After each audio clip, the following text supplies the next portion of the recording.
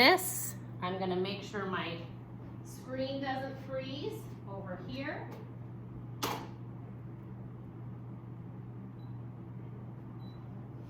Okay. Can everybody hear me? Yes? Thumbs up. You can hear me? Show me with your hands. Thumbs up. Okay, I'm recording on that. I've got it all going. Let's talk about context. Here's the word. Context. C-O-N-T-E-X-T. Context. Can you see it? I'm going to scooch my computer a little bit closer. Is that a little better? There we go. I wrote the word context here. Context has the word con in it, which means together, and text, which we know means like this, like a story. If it's context, it means that it's in the text. So we're looking for something that's in the text. So if it's a context clue, it's a clue that's in the text. It's there. So if it's there, where do you look for it? In the text, okay? So anytime you see the word context clues or what words show this, you know that you've got to look in the text. Got it? In the text. So we're going to look at this passage. I'm going to read paragraph 3 to you. Can you look for paragraph 3? All right, paragraph 3. You follow along in your text while I read paragraph 3 on page 7 to you. A year later, the king took himself another wife. She was a beautiful woman, but she was proud and arrogant. She could not stand it if anyone might surpass her in beauty. This queen had a magic mirror. This queen, oh, I read that. Every morning she stood before it, looked at herself and said, "Mirror, mirror on the wall, who's the fairest of all?" Let's go back. I'm going to ask you a question about the word arrogant. I'm going to ask you, what does the word arrogant mean? Now, Tristan thinks he knows, but Tristan, I don't want you to tell me what it means. Well, tell me what you think it means, Tristan. Go ahead and unmute. What do you think it means? Wait, say it again. I wasn't turned up. To be full of yourself. To be full of yourself. Okay, he used his prior knowledge for that, right? What was in his brain about the word arrogant. I talked about it in the lesson you watched yesterday too. But you need to use the context, my friends. The context. What is the context? This does not show up great. Do you see that? Oh, there, it's focusing a little better. What is the context? What words in Snow White and the Huntsman, in the paragraph that I just showed you, help tell you what the word arrogant means? Go back to paragraph 8. Look at paragraph 3. What words in paragraph 3, or even the words after that, show us that the word arrogant means to be full of yourself, to think you're too wonderful?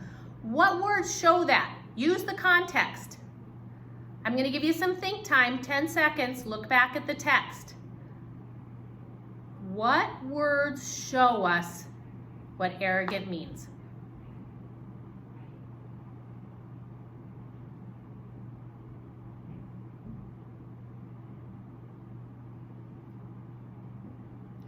I underlined 2 things in my text that show me what arrogant means. All right, Jude, you go. Unmute yourself and tell me. What would you underline? I underlined she could not stand if anyone might surpass her. Oh, that one is awesome. She could not stand if anyone else might surpass her beauty. There it is. That is one of the context clues that tells us what the word arrogant means. She could not stand for anyone to surpass her beauty. She was so full of herself, nobody else could be more beautiful. All right, David, did you find some other context to help explain the word arrogant? Great job, Jude. Go ahead, David. Is it proud? Oh yes, the word proud. We can underline the word proud. Proud also shows us that the word arrogant means proud, full of yourself. That is another context clue. All right, nice job. You could also say that when she asks the mirror who's the fairest of the all and says that the mirror is telling the truth, that also shows that. All right, you're off to a great start with context clues. We're gonna turn to page 8 in your text. Turn to the next page. Give me a thumbs up if you remember doing this in 3rd grade benchmark. Do you remember using context clues? It was taught in 3rd grade. So you may remember it, but it's been like 6 months, so it's okay to say, kinda, it's rusty. Okay, okay, and some of you are like, nope, it's all new to me. Okay, good to know where you are. All right, ready? We're on page 8. I've got to go turn my page on that. I'll be right back.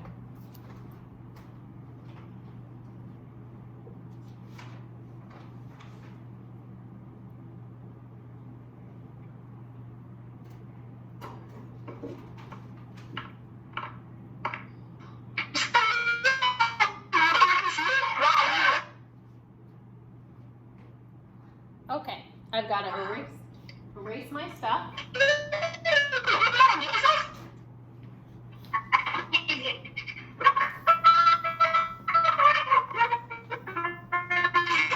Okay. If you have a question that you need to ask, you can always type it in the chat box. But I think that because of how everybody's connections with us, you have to stay muted until I call on you because it gets too mumbly jumbly. You ready? Okay, if I stay back here, the computer can see the screen a little bit better. So I'll try and stay back here a little bit. Okay, we're gonna look at paragraph 16. We're gonna focus on the word envy, okay? Look at paragraph 16. We're gonna look for what the word envy means. Now I know that a lot of you might already know what envy means, but we're practicing a skill right now. We're practicing the skill of finding the context that explains the word. And when you practice it with words you're kind of familiar with it, you'll probably be better at it as you read other things. I'm gonna read paragraph 16 on page 8 while you follow along. The queen took fright and turned yellow and green with envy. From that hour on, whenever she looked at Snow White, her heart turned over inside her body. So great was her hatred for the girl, the envy and pride grew ever greater like a weed in her heart until she had no peace day and night. Okay, take some think time. What context, what clues in that paragraph show us what the word envy means? What words can we underline? Let's give everybody some think time. Everybody should be looking at their text and thinking, what other words show me what envy is and what envy means?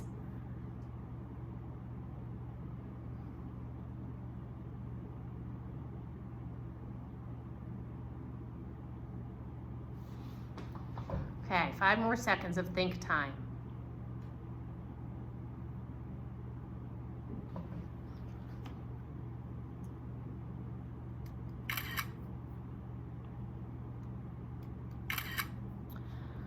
Okay, raise your hand if you think you're ready to share. I see lots of kids thinking, figuring it out. If you're still learning, this is your chance to have other kids model it for you. We learn so much from each other. From your learning coaches at home, we learn so much from each other. All right, Gavin, what words in that paragraph show you what envy means?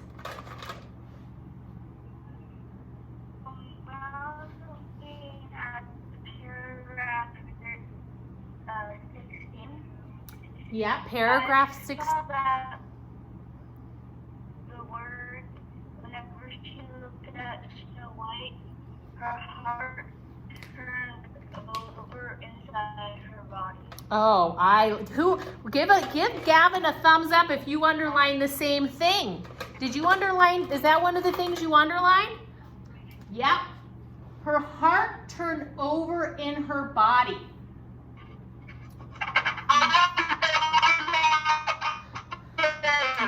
We know that feeling of your heart going, so jealous, so jealous. That helps us imagine what envy feels like and looks like. All right, did anybody underline ever anything else for envy? You might have. Okay, Emmett, go ahead.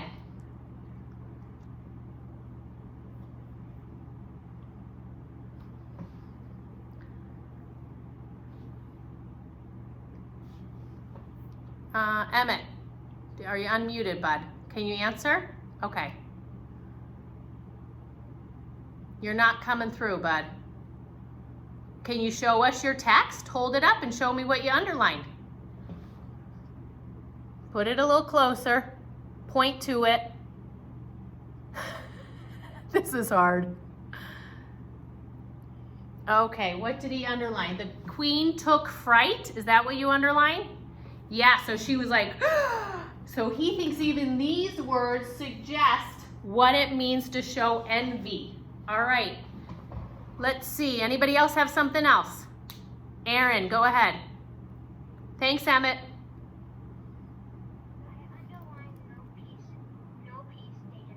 Okay, no peace day and night. All of those things really give us a good definition. We're going to stop talking about envy right now. We're going to do one more together.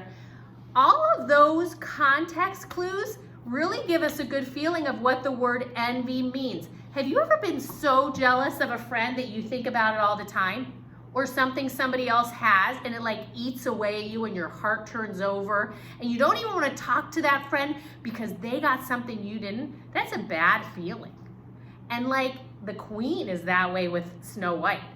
The queen is quite a character, isn't she?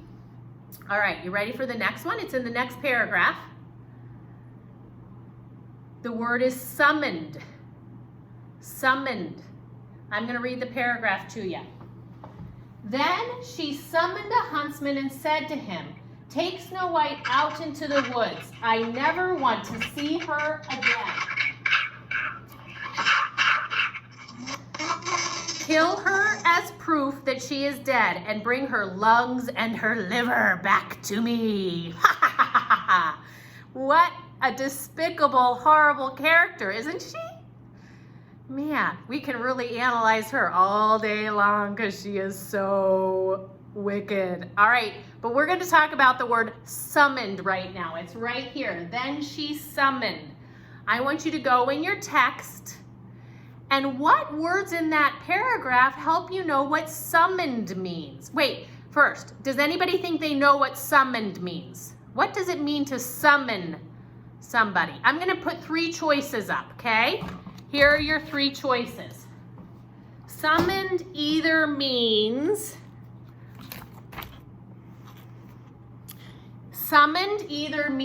I don't know where to write it here that you're going to be able to see it. I'm going to write it right here. A, let go. B, called to. Or C, summoned means laughed at. So think about this. If I need to, put your hands down and listen. Put your hands down and listen right now. This is like a vocabulary question on a test, right? What does the word summoned mean in the text? And then it would say, A, does it mean let go? B, does it mean called to? Or called for, maybe? Or laughed at? When you do that, you have to put the new word in place to see if it makes sense. So I'm going to do that right now. Then she let go of the huntsman. Then she called for the huntsman. Then she laughed at the huntsman. Which one do you think it is? A, B, or C? What do you think summoned means? I love it. Ooh, good job. You could do A, B, or C? A is the queen let him go. B means she called for him. Or C, she laughed at him. What did she do? A, B, or C? Ooh, I love this. We're figuring it out. All right, what do you think, Carter? What does summoned mean? Does it mean A, B, or C? Carter, give me your answer. Which one? B, you're right. It means that she called for the huntsman. Now, you need to find the context that explains that. What's the context? What words in paragraph 17 make us know that it means she called for him? Look in your text. Look back at the paragraph. I'm going to read it to you. Dylan, I'm reading paragraph 17 again. You look for what words show you that summoned means to call for. Then she summoned a huntsman and said to him, "Take Snow White out into the woods. I never want to see her again. Kill her. And as proof that she is dead, bring me her heart and her liver, or her lungs and her liver." Ugh. All right. Who found the context clue? I'm going to flip through to see who's raising their hand. This one's a little bit trickier. It isn't quite so explicit. It's not as clear, but it's in there. Who wants to go for it? Jacob, Salt, you can go for it.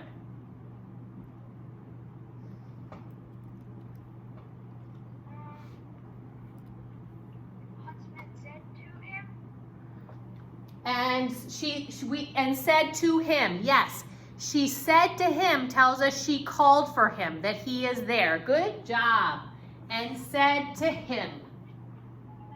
That's it. That's the main context clue there. All right? I'm going to move on because it's been 28 minutes. That's a long time for a lesson. I want you to just sit up, listen to just two more things. If you've noticed, Monday, Tuesday, Wednesday, and Friday of this week, there's kind of a lot of work this week. There's no assignments for Thursday. And last week, we only had 3 days of work because of the STAR reading test and the math CDT. That's why there's a little bit extra. We got to get our work done. And you don't get any homework because it's all homework, right? Because you're learning from home. So, make a plan and pace it out. If you work a lot today and you're ready for a break and you don't get through everything, you have tomorrow, you have Thursday all day when it's conference day. Some of you, I'm going to talk to your parents on the phone or even Zoom with them. Your parents should have received an email. Mrs. Golden sent it twice to schedule conferences if they want to meet with us. I would also love to hear from you. So if you need a break from your learning and you want to send me an inbox message and tell me what's going well and what's really hard, and if you want more of something or less of something, let me know. I'm going to keep making lessons that help you learn. All right? Friday. Last thing, and then I'll let you go unless you have questions. Friday is a test, our first benchmark test. You had benchmark tests in 3rd grade, and we are going to have a Zoom on Friday.